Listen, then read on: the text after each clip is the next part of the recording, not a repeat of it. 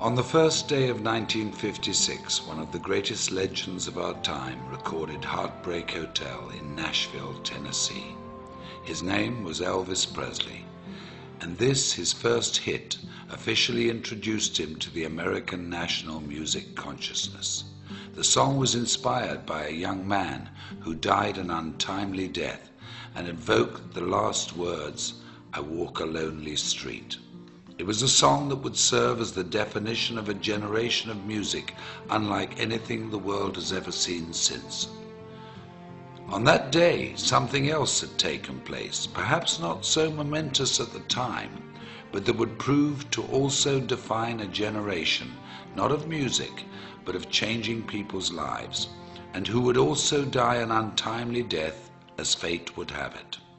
On January the 1st, 1956, in a gritty little neighborhood tucked away in South Los Angeles called La Mirada, Mark Hughes was born.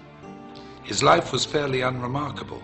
Born to Joanne Hughes and raised by her and Stuart Hartman, whom she married, Mark was probably reared much like many of us.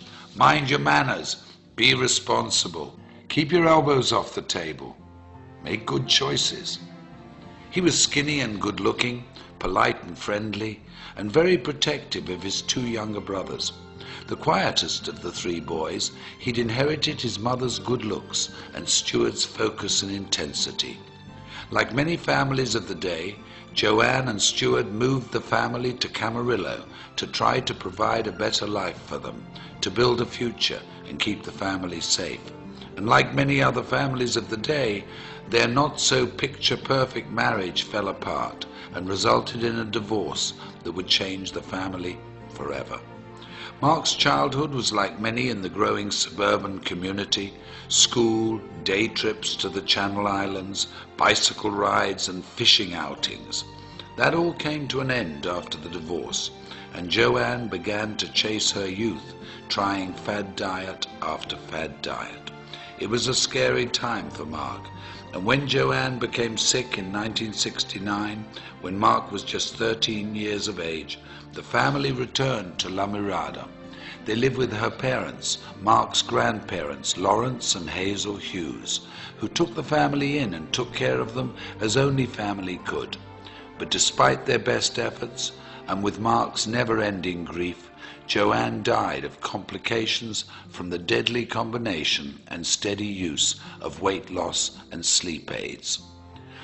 Mark was only 19 years of age. It was then he decided he would make a difference in the world, with his mother as his beacon, and the goal of preventing what had happened to her happened to anybody else. While fundraising for a California youth group, Mark had found his calling. He was charismatic, charming and persuasive. He'd even convinced then Governor Ronald Reagan to part with $500. And with the taste of success in his mouth, the goal of changing lives through better health as his objective, the idea of personal financial freedom, and the memory of his mother in his heart, Mark Hughes entered the world of direct selling and network marketing. In 1976, Mark began selling Slender Now diet products, quickly becoming one of their top 100 earners. When the company collapsed in 1979, he sold exercise equipment and weight control products for Golden Youth, another direct sales organization. And when Golden Youth also failed, Mark decided to start his own company. Intrigued by the Eastern philosophy of herbal medicine, combined with the vitamin and mineral technology of the West, he co-developed a line of products that promised a bold 100% satisfaction guaranteed or your money back. At 24 years of age, Mark Reynolds Hughes, having taken his mother's maiden name, introduced Herbalife in the United States and single-handedly rewrote direct selling history. Unremarkable turned quite remarkable, if you ask me. I often wonder what he would think if he could see us today, sitting here in this arena, looking at how big our organizations have grown, reflecting on the company's incredible retention rate, tasting our new products, walking into a nutrition club, celebrating success at a new president's team experience, how proud he would be. How incredibly happy we would have made him. I know in my heart, as many of you do in yours, that his light is what has made this possible, that his vision is what fuels us, that we are forever changed because of his influence on us and his belief that despite what we may think of ourselves every now and again, we're truly remarkable human beings. What a gift we've been given. What an incredible, invaluable, unique gift.